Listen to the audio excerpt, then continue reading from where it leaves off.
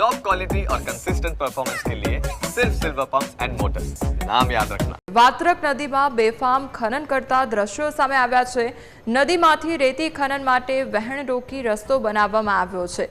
એક કિનારેથી બીજા કિનારા સુધી રસ્તો બનાવી દીધો છે, તો નદીમાં દિવસ રાત રેતી ખનન થઈ રહ્યું છે અને જેસીબી મશીનથી દિવસ રાત રેતી ખનન થઈ રહ્યું છે। ખનીજ માફિયાઓ ટ્રકો અને ટ્રેલરોમાં રેતીની ચોરી કરી રહ્યા છે, તેમજ નદીમાં બેફામ ખનન અને ભૂસ્તર વિભાગ ગાઢ નિદ્રામાં જોવા મળી રહ્યું છે।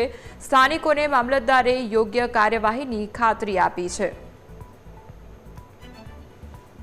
વાત મારા ધ્યાન ઉપર આવી છે અને આ વાત્રક નદીમાં કાલ પણ અમે રોડ ઉપર નીકળ્યા ત્યારે જોયું હતું, તો બીજા ટ્રકો ચાલતા હોય એવું દેખાણું છે અને આ બાબતમાં મંજૂરી અત્રેથી તો કોઈ આપવામાં આવતી નથી, પણ કલેક્ટર ઓફિસને મદદનીશ ભૂસ્તર શાસ્ત્રી ખાણ ખનીજ શાખા તરફથી કોઈ મંજૂરી આપવામાં આવેલી હોય તો અમને વિગતો તપાસી અને આ અંગે જે પણ બનતા પગલાં હશે તે લેવા અમે આગળ તપાસ તજવીજ કરી આગળ કાર્યવાહી કરશું। ખેડા જિલ્લામાં નદીઓમાં બેખોફ ખનીજ માફિયાઓ દ્વારા ખનન થઈ રહ્યું છે।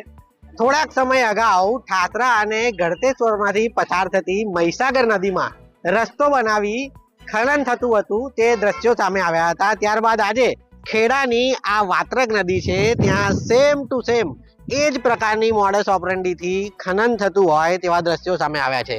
જોઈ શકાય છે નદીની વચ્ચે રસ્તો બનાવવામાં આવ્યો છે, જે રસ્તાને કારણે જે નદીનું વહેણ છે તે અવરોધાઈ રહ્યું છે અને નદીનું વહેણ અવરોધાવાના કારણે નદી જાણે કે એક અલગ રસ્તો બનાવી રહી હોય તેવા દ્રશ્યો અહીંયા જોઈ શકાય છે। નદીની વચ્ચોવચ્ચ રસ્તો બનાવી આ જે ખનન માફિયાઓ છે તે પોતાના ડમ્પરો લઈને આવી રહ્યા છે અને જોઈ શકાય છે કે નદીમાંથી કેવી રીતે માટી કાઢીને લઈ જઈ રહ્યા છે।